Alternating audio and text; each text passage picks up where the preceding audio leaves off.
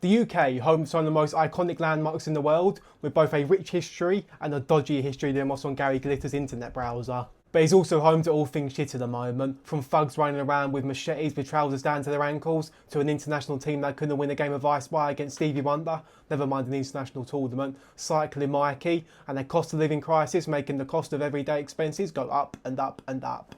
But with the prices of everything going up, so are the pounds on the scales, as the UK is one of the fattest countries in Europe, with extra large England top selling out quicker than Sol Campbell did when he moved from Spurs to Arsenal.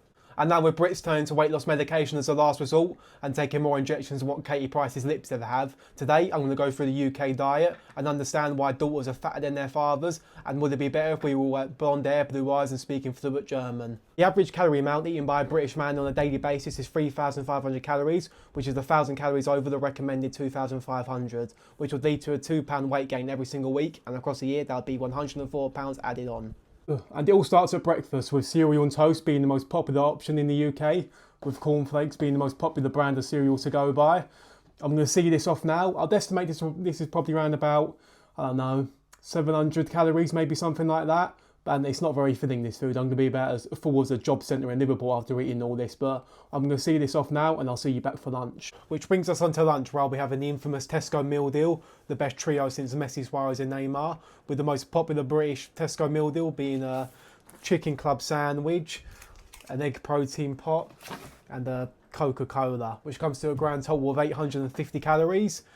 Stuff like the sandwich and the Coca-Cola, you know, that's standard and all that. I know I'm going to enjoy that, but I've never had one of these hard-boiled eggs before, so you know what, I'm actually going to taste test this and see if I like it or not. Ugh, it's all fucking slippery and shit. Ugh.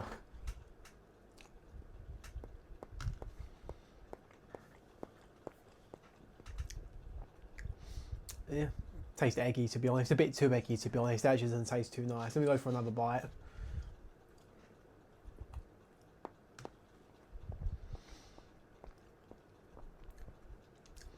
Yeah, it's alright, it's a bit dry, but a bit dry and slimy in the same measures. I don't know how that's possible, but I'll see the rest of that off and I'll see you back in a minute. 3,000 to 4,000 is not the amount that men Bonnie Blue gets through on a weekly basis. Instead, it's the average step amount a British person takes on a daily basis, with most common jobs being office jobs, meaning most British people are very sedentary during the day, and their lower halves gain about as much movement as Steven Gerrard's hairline, which, you know, must be lovely. And with one of the most popular snacks in the UK being crisps, with approximately 16 million eaten per day, and one of the most popular brands being Walker's Crisps. It's very easy to start mindlessly snacking when you're in the office, so I'm going to see just how long it takes to burn 3 of those packets off just by walking. So I just got back from the walk now. In 3 of those packets there were 396 calories in total, and it took about 1 hour and 10 minutes and 7,000 steps to burn off those calories. I'm not saying you have to completely wipe all this stuff out, but you have to be cautious of how much you're having, because these calories definitely add up very quickly. And it took 1 hour and 10 minutes to burn those calories off, but it probably take about 2 minutes to eat them. And another thing I noticed on my walk was just how many walk-in takeaways there are nearby. In that hour and 10 minutes of walking, I must have walked past at least 10 or 12 takeaways, and with food delivery apps more accessible than Manchester United's defence, we're definitely being set up to fail. So I shouldn't be surprised that it's estimated that 1.5 million people in the UK have now turned to weight loss medication to help with their weight issues. There's more temptations around here than there would have been for Prince Andrew on Jeffrey Epstein's island. And it's not only adults this is affecting, as it's estimated that roughly 27% of children aged between 2 and 15 are either overweight or living with obesity. And I was definitely a victim of this myself.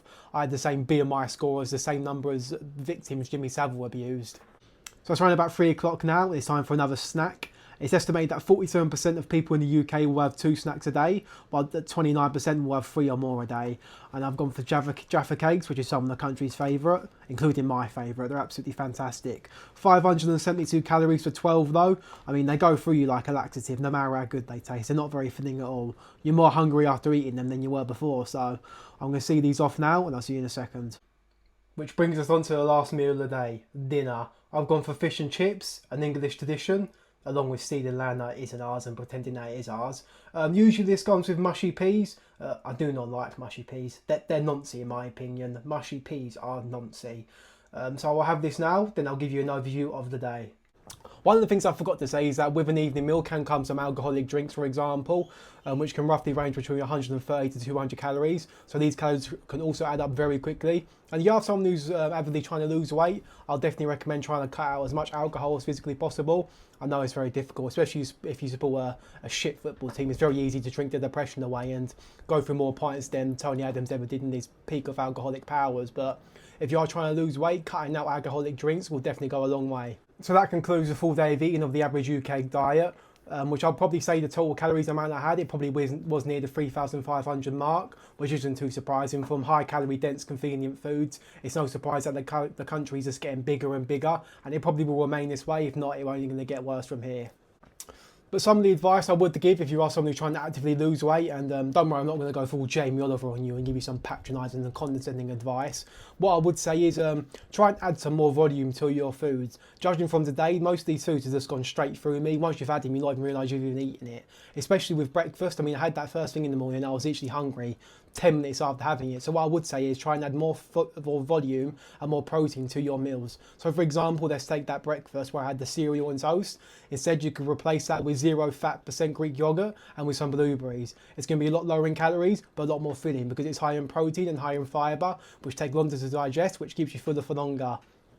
Another bit of advice I'd give would be to try and cut down midday snacking. There's no point trying to completely eliminate it because we both know you're not going to stick to that. So try and cut down it a little bit. But I would say is try and drink as much water as possible. That's going to help fill your stomach up along with diet drinks.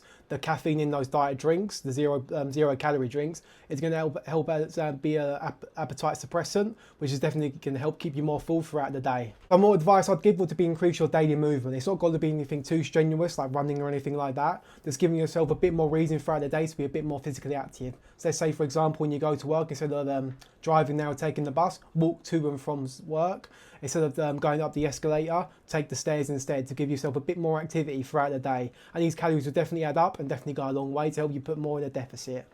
The last bit of advice I'd give would be on the takeaways front. Like I said earlier, when I went out for that walk to try and burn off those calories from those crisps I'd eaten, there were so many takeaways everywhere. You're like a paw in a cucumber patch, spoiled for choice. But what I'd recommend is if you are someone who eats 3 to 4 takeaways a week, try and cut that down to 1 or 2. That's definitely going to start going a long way. And it's not too unrealistic, because if you just start cutting it out completely, that's not something you're going to be able to stick to. Because if you're eating it your whole life, you're trying to instantly cut it out, it is not going to work. So just focus on the small improvements, which will definitely go a long way in the long run.